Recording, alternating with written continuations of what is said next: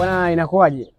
Ukipita mitandaoni saa hizi, moja ya mjadala mkubwa sana ni kuhusiana na mchezaji gani anastahili kuwa mchezaji bora wa mwezi wa tano kwenye ligi kuu soka Tanzania bara, na kuna candidate watatu watu watatu ndio ambao wanataja sana. Kwanza ni Faisal Salum Abdallah Feitoto wa Azam, lakini wa pili ni Alan Okello wa Yanga, lakini watatu ni Clatous Chama wa Simba. Hawa watatu ndio ambao wanatajwa sana kwamba inawezekana mmoja kati yao akaibuka kuwa mchezaji bora wa mwezi wa tano. Sasa kwenye huu mwezi wa tano bwana, imepigwa michezo mitano. Kwa hao wote wachezaji watatu, wote wamecheza michezo mitano. Nitaenda kukupa takwimu za hao wachezaji.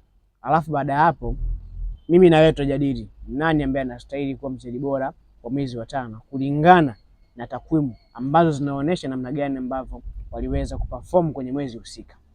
Wa kwanza ni Alan Okello. Alan Okello mwezi wa tano amecheza michezo 6 ya ligi kuu soka Tanzania bara. Kwenye michezo 6 Alan Okello amefunga mabao 9, ameassist mara moja. Kwa hiyo amechangia mabao 10 kwenye michezo 6.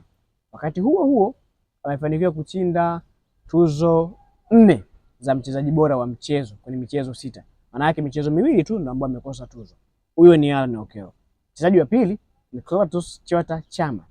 Yeye amecheza michezo 6 kwa mwezi Mei, amefunga mabao 5, ameassist mara 4. Ameshinda tuzo ya mchezaji bora wa mwezi kumlazi wa mechi mara 5 mfululizo. Huyo ni Chama.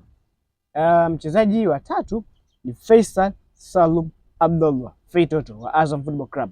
Faisal amecheza michezo 6, amefunga mabao 7, hajafanikiwa kuassist, lakini ameshinda tuzo 3 za mchezaji bora wa mechi. Hizo ndo takwimu.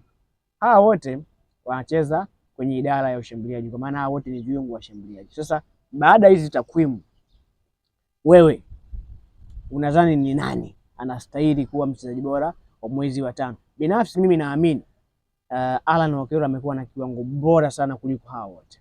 Na kama itoshi, inawezekana. Na sio inawezekana. Hii fact. Tangu msimu huu umeanza, hakuna mchezaji yoyote ambaye ameshawahi kufunga mabao 9 ndani ya mwezi mmoja. Alan Okello ni wa kwanza kufanya hivyo. Hakuna mchezaji yoyote ambaye amechangia mabao 10 kwenye mwezi mmoja. Alan Okello ni wa kwanza kufanya hivyo. Maana yake ni kwamba Alan Okello amekuwa na kiwango bora yeye binafsi kuliko wachezaji wote hawa watatu ambao inawezekana kaingia nao finali. Lakini pia kama itoshi, Alan Okello amekuwa na kiwango bora kuliko wachezaji wote ambao washawahi kufanya ndani ya kipindi cha mwezi mmoja. Kwa binafsi naamini Alan Okello anastahili kuwa mchezaji bora wa mwezi wa tano. Wewe pia unaweza ukasema